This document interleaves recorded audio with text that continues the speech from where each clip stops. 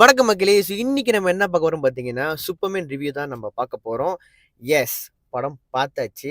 எனக்கு என்னன்னா, என் கூட ஒருத்தன் வந்தாங்க. அவன் என்ன சொன்னான், "டேய் என்னடா சூப்பர்மேன் பார்க்க பேக்கா மாரி இருக்கான். நல்லா இல்லடா." அது இதுன்னு சொல்லிட்டு என்னைய வச்சு செஞ்சுட்டான் தான் சொல்லணும். அந்த ட்ரெய்லர்லாம் வந்த கையோட. சார கூட்டிட்டு போய் தான் இந்த படத்த வந்து பார்த்துட்டு வந்தோம். படம் எப்படி இருந்துச்சுன்னு இவன் சொல்லுவான். ஓகேயா? எப்படிம்மா இருந்துச்சு? அதாவது ட்ரெய்லர் பார்த்து நான் நினைச்சேன், ஏய் நொண்ணா மாதிரி இருக்கான்டா அவன். நல்லா இல்ல அவனுக்கு தெரியுமா எப்ப என் தலைவன் என்ட்ரிக்கு கண்ணி என்ட்ரிக்கு வந்து எப்படி இருப்பான் அப்படின்னு. ஆனா படத்தை பார்க்கும்போது நல்லதாயா இருக்கு இவனும். அதே பாடியான இருக்கு. அதாவது அவனும் சின்ன வயசு வருஷன் மாதிரி இருக்கான். நல்லாதான் இருக்கு அப்படின்னு.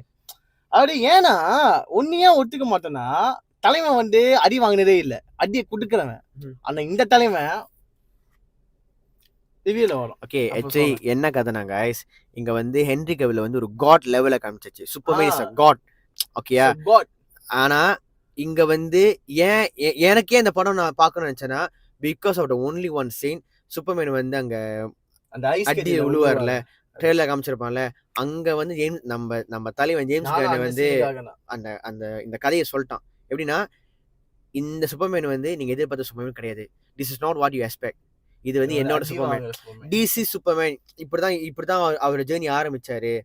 அடி வாங்குற சூப்பர்மேன் ஏன் அதை அவன் பின்பம் பண்ணி சொல்றானா, விச் மீன்ஸ் அவர் ஸ்டார்டிங் ஸ்டேஜில் இருக்காரு. நிறைய தப்புகள் பண்ணுவாரு, நிறைய கத்துப்பாரு, நிறைய திருத்தங்கள் பண்ணிப்பாரு. அதனாலதான் வந்து அந்த அடி வாங்க சூப்பர்மேன் அவன் பின்பம் பண்ணி சொல்றான். நிறைய ஏன்னா இந்த படம்ல நிறைய அடிகளை வாங்குவாரு.